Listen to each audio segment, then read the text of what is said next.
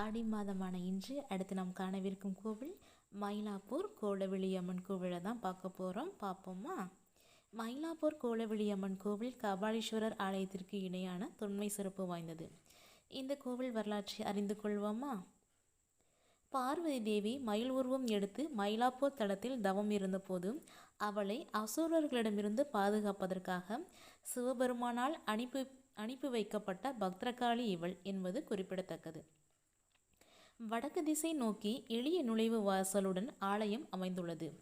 அமர்ந்த கோலத்தில் வீற்றிருக்கும் அன்னையே கோலவிழி அம்மனாக விளங்குகிறாள்.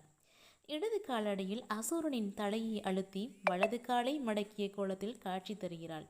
வலது கரங்களில் சூளம், வாள், உடுக்கை, வேதாளம் ஏந்தியும் இடது கரங்களில் கேடயம், அங்குசம், மணி, கபாலம் ஏந்தியும் அன்னை காட்சி தருகிறாள்.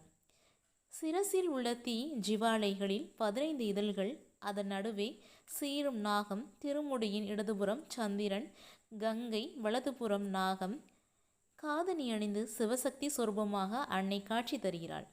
இவளது இயற்பெயர் பக்தரகாளி என்பதாகும். எனவே இந்த ஆலயத்தை பத்ரகாளி அம்மன் ஆலயம் என்றும் சொல்வார்கள். பத்ரா என்பதற்கு மங்களம் என்றொரு பொருளும் உண்டு. தன்னை நாடி வருவோருக்கு மங்களங்களை அள்ளித்தருபவளாக திகழ்வதால் இத்தல அம்மன் பத்ரகாளியாகவும் விளங்குகிறாள். அன்னையின் சிறப்பே அவளின் கோல விழிகள்தான். வைத்த கண் வாங்காமல் பார்க்க தூண்டும் கருணை அருளும் நாயகி கோலவிழி அம்மன். மயிலை குருஜி இந்த ஆலயத்தை புனரமைப்பதில் பெரும்பங்கு வகித்தார். அவர் விநாயகரை வேறு இடத்தில் மாற்றியமைக்க முயற்சிகள் மட்டுமே பயனளிக்கவில்லையாம்.